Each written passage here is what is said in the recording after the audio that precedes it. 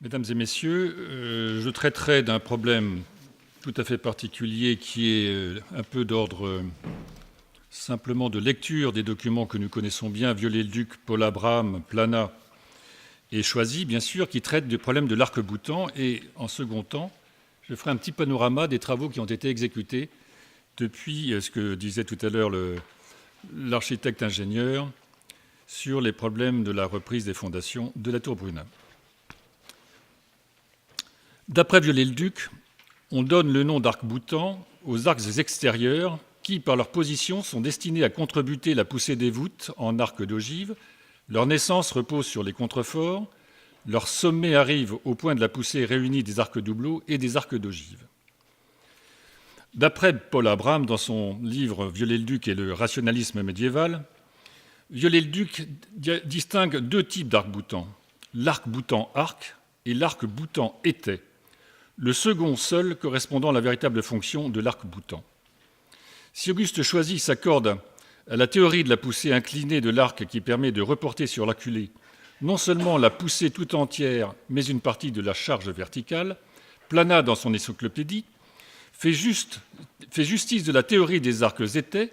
On comprend, écrivait-il, qu'il n'est pas possible à l'arc-boutant de jouer le rôle de l'étai qui est rigide. Quelle que soit la poussée, l'étai la transmettra intégralement et sans se déformer à la culée placée derrière lui, tandis que l'arc ne peut transmettre qu'une poussée moindre que la poussée latérale qui le fera se soulever à la clé et à se briser.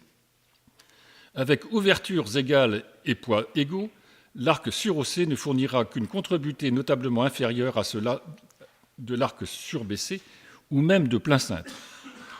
À côté de l'arc étai, Viollet-le-Duc indique un dernier perfectionnement qu'on pourra appeler l'arc porte-étai. L'arc n'est plus que le support d'un étai rigide et rectiligne en pierre. Enfin, Viollet-le-Duc et ses élèves ont attribué au pinacle un rôle considérable dans la stabilité des édifices gothiques. Nombre de contreforts d'édifices restaurés ont été dotés de pinacles suspects pour Paul Abraham, d'où sa distinction entre pinacles utiles et pinacles nuisibles. Il donne une liste d'édifices, d'ailleurs, à cet effet.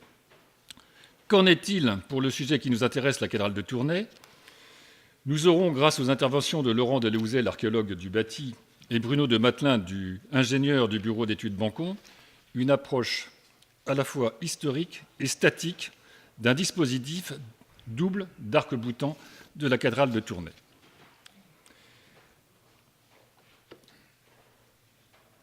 Alors, je vais passer un petit peu en revue les différents travaux qui ont pu être réalisés depuis 2000-2002. Voilà grossièrement restitué la nef romane que vous verriez dans la partie jaune, la tour Brunin dans ce carré jaune qui est juste à la croisée du transept qui est borduré de rouge, et le chœur gothique. Donc les premiers travaux importants qui ont eu lieu sur la cathédrale ont touché la stabilisation des fondations de la tour Brunin, le petit carré rouge.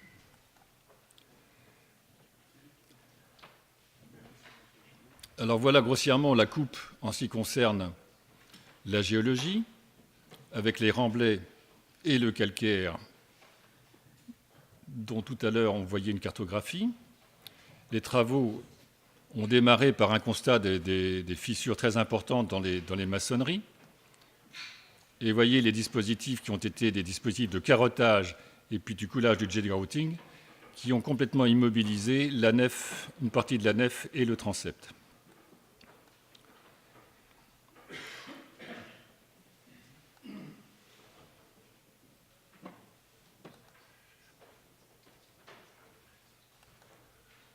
Les carottes qui ont été relevées.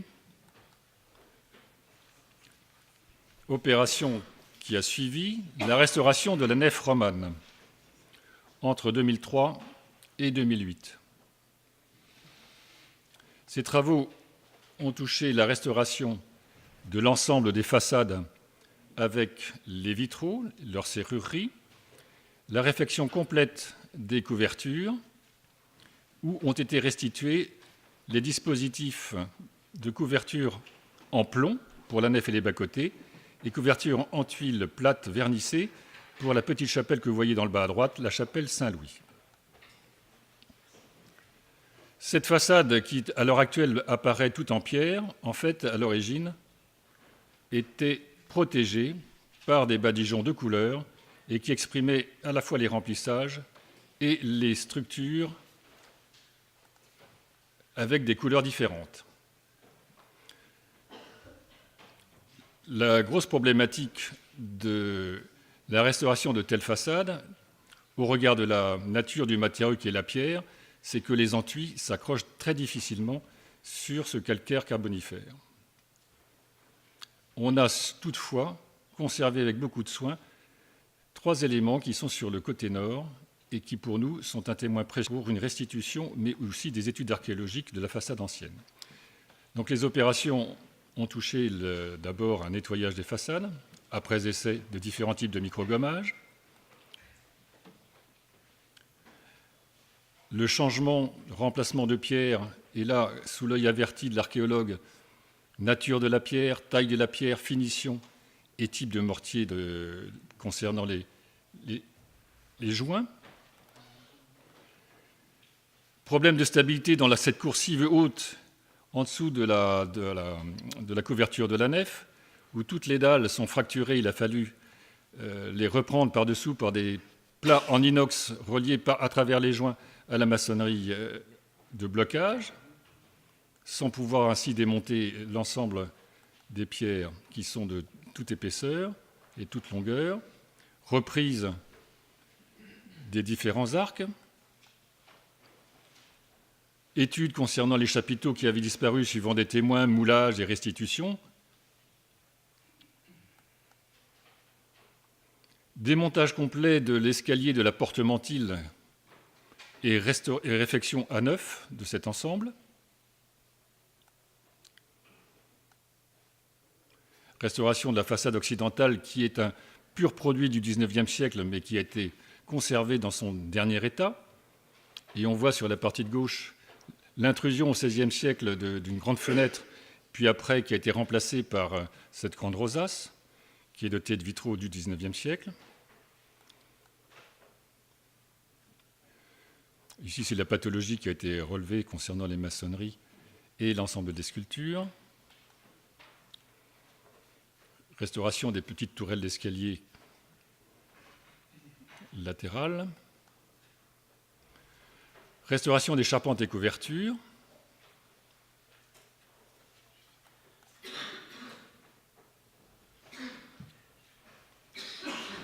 Voilà l'état avant travaux et couverture en ardoise.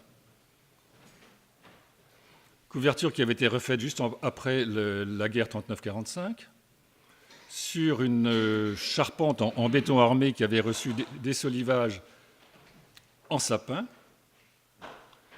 Voilà la dépose de l'ensemble de la couverture. Un état sanitaire à la fois des éléments de bois conservés et surtout de l'état du béton.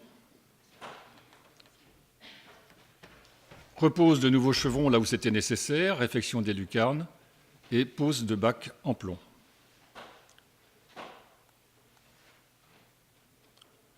Petit détail sur les lucarnes. Détail d'exécution des différentes tables de plomb avec les boudins rapportés, les tasseaux rapportés sur la volige.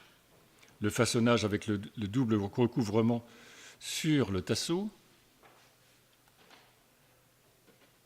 Le plomb livré en rouleau, puis après mis en œuvre en atelier, livré sur place et remis en œuvre directement. Par exemple, là, vous avez dans la partie basse le faîtage, qui est à 3 pièces. Différentes maquettes avaient été proposées pour acceptation par le maître d'ouvrage, et vous le voyez en partie gauche. Détail réalisé grandeur.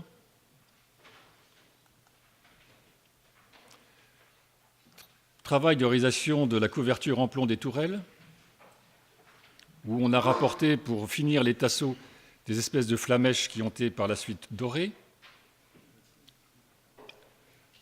avec le poinçon correspondant.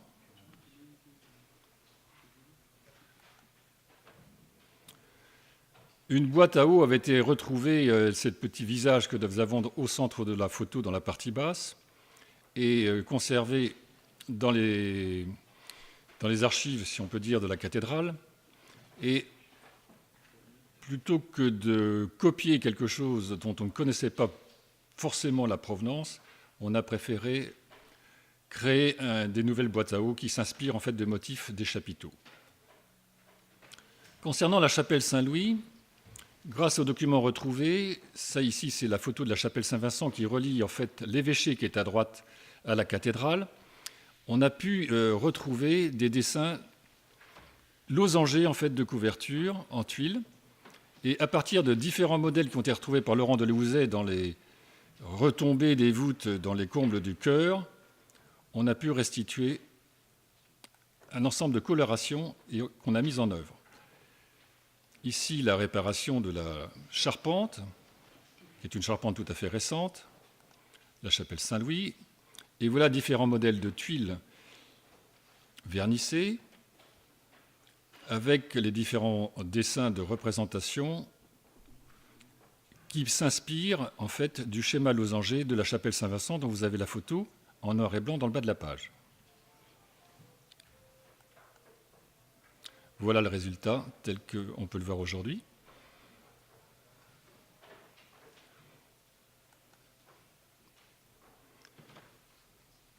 Ça, c'était une vue de la cathédrale sur le côté sud.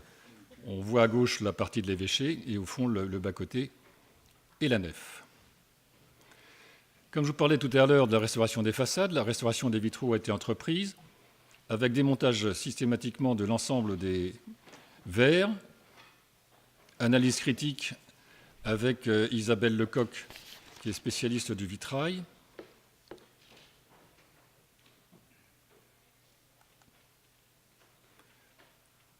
Les vitraux à bornes qui ont été complètement déposés. Il y a eu un examen à la fois des verres et à la fois des plombs pour essayer de conserver le maximum d'éléments anciens et remise en place sur une nouvelle serrurerie. Les vitraux de la chapelle Saint-Louis, qui sont des vitraux de grande valeur du XVIe siècle, qui ont été doublés. On voit les détails d'exécution de la serrurerie dans la partie haute, à gauche. Concernant les portails, l'escalier de la porte-mantille, comme je l'avais dit, a été complètement démonté et refait à neuf. Et une étude a été lancée avec l'IRPA concernant la conservation, la restauration de ces portails où la sculpture disparaît petit à petit et d'une façon assez systématique. Donc pour l'instant, il n'y a pas eu d'intervention sur ces portails. Ici, nous sommes dans le bas-côté sud. De gros signes d'affouillement avaient été retrouvés et il a été décidé d'ouvrir complètement le bas-côté, sous l'œil averti, bien sûr, des archéologues. Et après avoir blindé la maçonnerie, nous avons repris l'ensemble des éléments de moellons. En vis-à-vis, le bas-côté nord, qui est une véritable mine pour les archéologues, et que vous pouvez voir à l'heure actuelle est resté ouvert et fera l'objet certainement de travaux de mise en valeur par la suite. Nous sommes ici maintenant dans la nef. Après les travaux d'exécution des couvertures hautes, des façades, question s'est posée aussi concernant le futur aménagement de la nef, de l'intérieur, les possibilités éventuelle de réseau de visite en sous-sol, et la nef a été ouverte pour retrouver l'emplacement en fait, des anciens hôtels des cathédrales romanes, avec 2 sarcophages de 2 évêques. Projet qui a été exécuté en 2013, la mise en valeur de l'intérieur de la cathédrale, en restaurant absolument l'ensemble des lustres que vous voyez là, du XIXe siècle, en apportant des solutions techniques dans les sols, dans les parties hautes des tribunes, pour des expositions, pour différentes présentations, dans le cadre de rencontres culturelles. Voilà les résultats actuels de la mise en valeur par cette lumière. Quelques éclairages extérieurs. sur les arcades hautes de la nef. Et l'opération qui est en cours actuellement et qui s'achève touche le transept.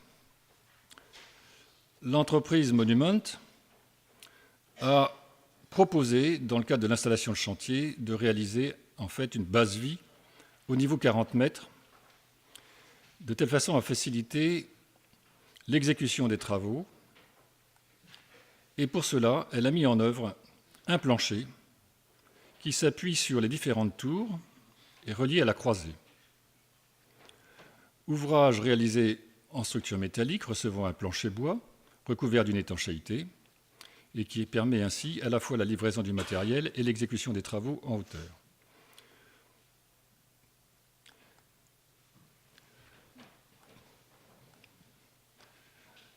Voici le plan de charpente du transept, véritable ouvrage de charpenterie romane. Quelques dessins de stabilité pour voir les différents efforts concernant la poussée dans les chevrons et surtout leur report au niveau des corniches. Et le principe a été pris à l'époque de conserver cette charpente, de ne pas intervenir directement dessus et de placer en revanche une espèce de nouvelle charpente en surépaisseur. D'où les dessins ici que vous voyez au niveau des corniches, ou un système de blocher qui est ancré dans la maçonnerie, qui permet de reposer sur la corniche et qui permet de recevoir le nouveau chevron, les anciens chevrons étant conservés par-dessous. Des systèmes de portiques ont été repris pour décharger les sous-entrées et reprenant en fait une disposition qui avait été faite au XVIIIe siècle. Alors vous voyez les purs avec les portiques qui s'articulent par-dessous.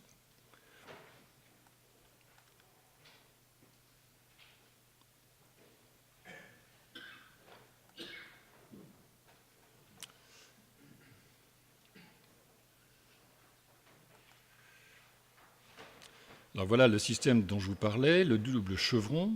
Vous avez donc la charpente ancienne qui est mise à nu et dans la partie centrale, un nouveau chevron qui vient au-dessus de l'ancien chevron et qui lui est relié par un système de pattes métalliques en inox et de tirants qui viennent rechercher les portiques qui sont sous-jacents.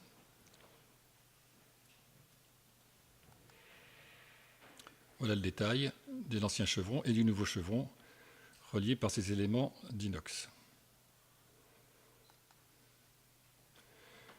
Après la réparation-confortation de la charpente par ce système, mise en place du volige et préparation de la couverture en plomb. Alors quelques rappels concernant la châsse Saint-Éleuthère qui est conservée au Trésor, où on voit différentes représentations de tours et la couverture qui peut être en écaille de plomb et de différentes mises en œuvre, avec des tasseaux et des bandes de recouvrement, en particulier les arrêtiers, et puis au niveau de la corniche, où on voit quelques détails suggérant des crochets. Bon, la tradition du coulage sur sable du plomb, qui est rappelée ici, l'exécution avec le tasseau et la volige, et puis les fixations que vous avez vues tout à l'heure et qui sont reprises à droite, les détails concernant l'égout du toit pour assurer une ventilation en sous-face. Il y a eu un décalage de la volige qui est très épaisse, elle fait 4 cm ici d'épaisseur.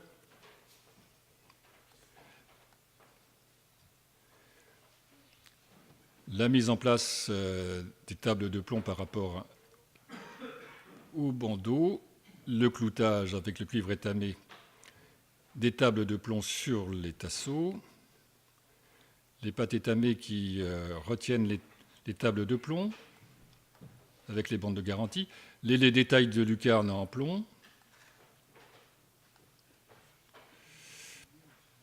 la charpente ici des absides hautes, en fait des bras du transept, qui sont d'une géométrie assez particulière, Ici, les travaux à la fois de mise en place de la volige qui est posée en fougère avec les tasseaux et puis le recouvrement en plomb avec le chéneau qui est traité en inox. Le détail de la réalisation de ce chéneau avec le fond de chéneau, le plâtre et puis vous voyez la volige qui est derrière. Sa finition. Et ici, nous sommes dans les charpentes des flèches. Les flèches n'ont pas conservé les charpentes d'origine de l'époque romane. Elles ont été restaurées, refaites quasiment à neuf au XIXe siècle. Et leur état était quasiment parfait, qui n'a nécessité en fait que quelques réparations. Vous voyez là les travaux de recouvrement avec la volige et les tasseaux, le boudin de l'arrêtier. Les détails d'exécution concernant les abouts, en fait, les pentes, avec toujours le souci d'introduire des ventilations en partie basse, en décalant les planches de rive de quelques centimètres. Et voilà le résultat des couvertures telles qu'elles sont exécutées.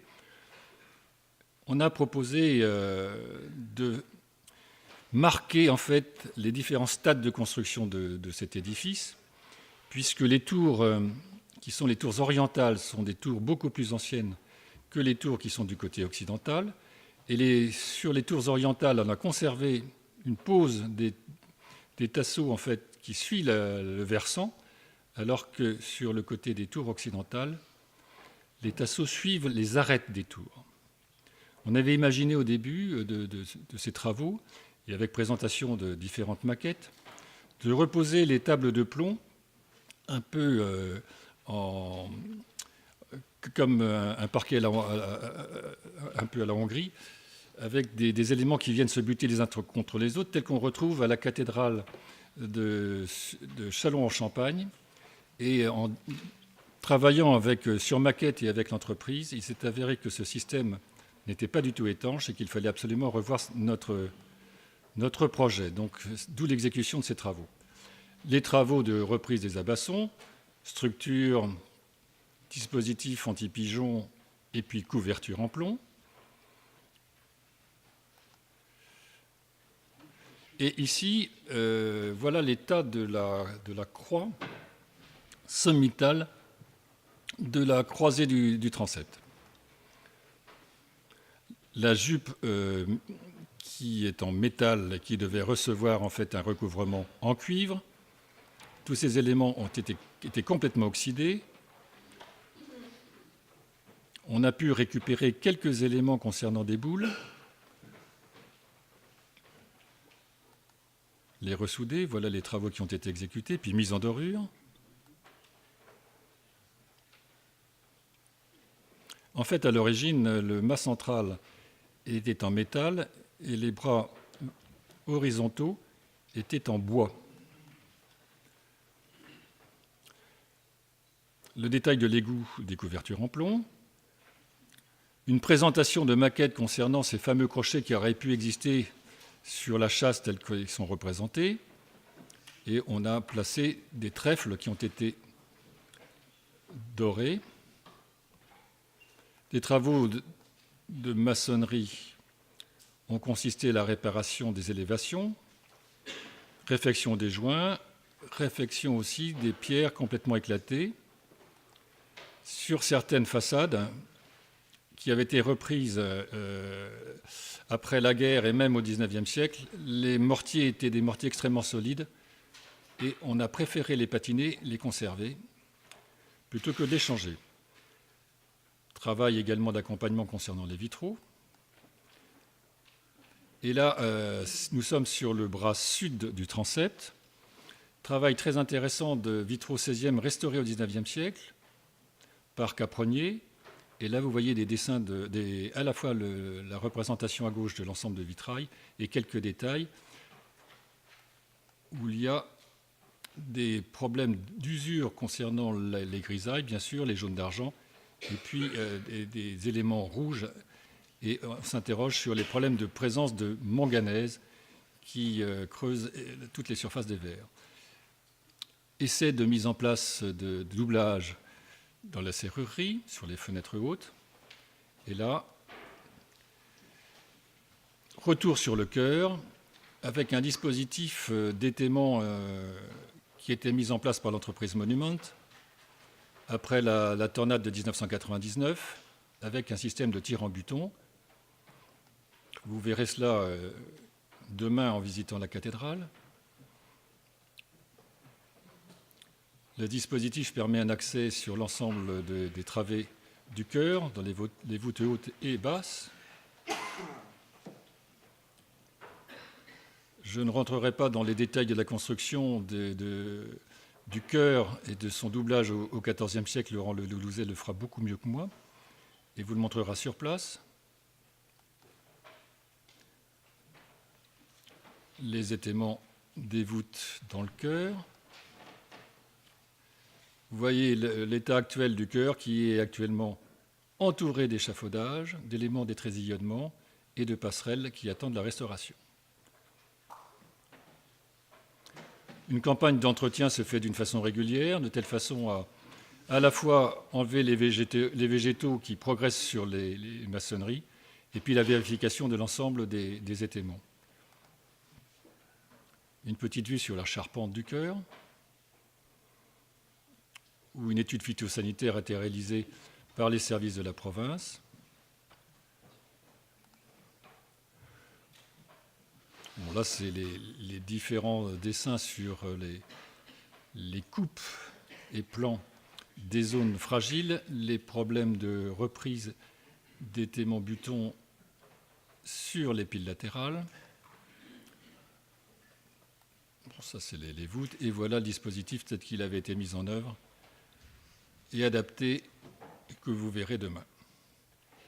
Avec ce système très impressionnant de tir en buton, vous les avez sur les voûtes des bas-côtés, et puis dans les parties hautes, tandis que la chapelle est restée libre. Voilà, je vous remercie de votre attention.